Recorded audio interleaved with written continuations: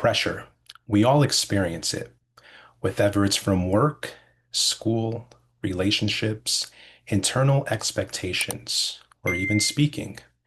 We all feel it at some point, but the key question isn't whether we'll feel pressure, it's how we handle it. Pressure is an inevitable part of life. It's the weight we carry when striving to meet a goal, trying to live up to our own or others' expectations, or facing challenges like public speaking. It pushes us to perform, to deliver, to be better. But here's the thing, while we may feel pressure, we don't have to let it define us. You can feel it, but don't become it, as the great French ex-footballer Thierry Henry once said. What would your advice be for anyone here right now who's kind of new, has a very bad stammer like I had? What would you say to them when they feel that pain of even ordering food at a counter? The telephone is a no-no. What would help them to do that first engagement where they're still terrified? And like me, I was trying to test if the crutches will work, and they hadn't worked for 2 or 3 months, and I was still heart pounding, hands shaking. It was so hard. Right. So, what would your little advice be, Okay. Danny, Definitely to a encourage them to take that step? Now, right. there you Good, go. good question. I could probably answer this question for an hour, but Okay, yeah. I'll try to fit everything under a minute. I mean, first things first, definitely give it a solid month with the 1, 2, 3 punch. Read aloud, let your brain hear your voice at its absolute best while reading. Do mind training just to get you into that, positive reinforcement mindset. Because I know as stutterers, we basically beat ourselves down before the game even started. I mean, just like how you said, how many times do we go to restaurants and we want to order, or just, have a conversation with people, and we're constantly telling ourselves, no, I'm going to stutter. If I have to say this word, I know for sure that I'm going to stutter. But bottom line, it's always think solution to the problem and not the problem itself. As Lee puts in his book, evil cannot enter a mind already full, and stuttering is no different. So this is why we just have to fill our mind with positive affirmations. And of course, the single best speech technique or speech plan to use is short link stop. So once you master the art of speaking every 1 to 7 words while holding your tone and adding full stops at the end of those 1 to 7 words, you will never stutter a day in your life ever again. But obviously, this is all easier said than done. So, as I told you, when we connected for the first time, just put the work in, and I promise you something beautiful, special, and magical will happen. I think for sure the most important thing is the 1, 2, 3 punch practice. You need to keep practicing it on your own, but it's also really important for you to bring it into those real life situations as well. I think most people's here problem is we resist to use the crutch when we're actually faced with it in real life. And we keep building on that bad memory loop. And also another thing is, things like this obviously takes a very long time to change, right? Because I see it as pretty much like learning a new skill.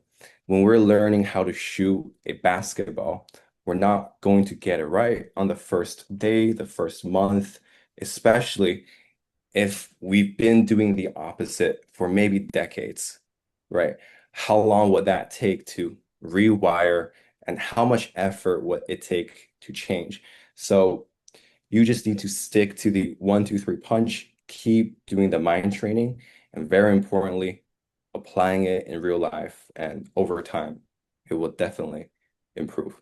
I find myself sometimes coping, claiming that I should avoid pressure in situations that I know I'm capable to speak fluently. I'm just afraid to expose myself to uncomfort, to uncomfort. What are your thoughts about it? You are never running away from anything. you are running to the solution. The solution is thinking the message, becoming possessed by your message, not by any words. Words are tools to convey the message. Facial expressions can sometimes do it. Gesticulations can do it. Actions can do it. Silence can do it. And so can speech. It's an opportunity to express yourself, to share yourself, to help others. Focus on your message. Focus on your words. Run to the solution. The longer I've been in the program, the more I feel myself not worrying about crutches or speech plans. It becomes more about maintaining the feeling of confidence when I'm talking. As I am a man of many metaphors and many analogies, I have to share a metaphor that may be very personal, maybe it will ring true for you as well, maybe not. To me, nowadays, in the pressure situation, it feels like I'm flying a kite because I'm holding on to the kite, right? And depending on the situation, there's a different amount of wind. If sometimes there may only be like a slight breeze, and I don't really have to hold on to the kite all that much. It's not really pulling me in any direction. Even if I let go, I could quickly take a couple steps. I wouldn't have to chase after it, right? But there are also those situations where all hell breaks loose in the sky and you have to use your whole power to hold on to that kite, right? That kite is the speech plan, of course. So it feels like it has really shifted more about me being able to keep holding on to the kite, stay calm and collected, and trust in the grip strength of my fingers to handle any situation, to weather any storm. So, I think before I joined this program, I used to fear a lot of speaking, right? So pressure was real back then. And after learning about the different crutches and speech plans, now when I encounter pressure, it's like it also comes with a bit of excitement as I step up to the plate or to the podium to speak. I think that's the difference when Noah made the analogy of flying the kite, that when you can actually direct the kite, you're more confident about it. Pressure becomes more excitement than debilitating. So the other thing I do in terms of pressure is just do the action despite the fear. I think that's also something that Danny echoed from Thierry Henry. Back when I was doing the social dynamics coaching, I had to go up and talk to various people at industry events, and some of these are terrifying.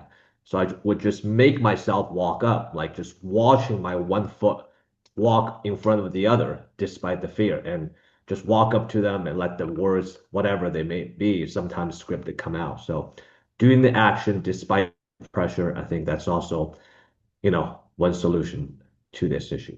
Before this program, no matter what therapy I had, when I would try to use it in a pressure situation, I could not do it. My mind would just go blank, and I'd resort to my normal trying to push through it, which never worked. And what's really, well, so many things have helped with this program, everything. But I think something that was key, I think, Danny, you mentioned, is take advantage of affirmations. I would listen or say them or do the self-hypnosis. It wasn't 24/7, but it almost felt like it.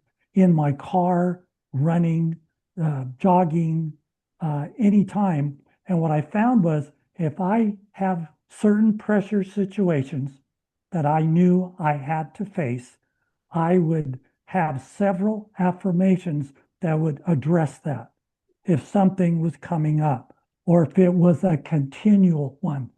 And what I found was within a fairly short time is when I would get into those situations without even trying, my nervousness level or whatever you want to call it was reduced by 50%, maybe 75%, just from the affirmations without actually having to do anything.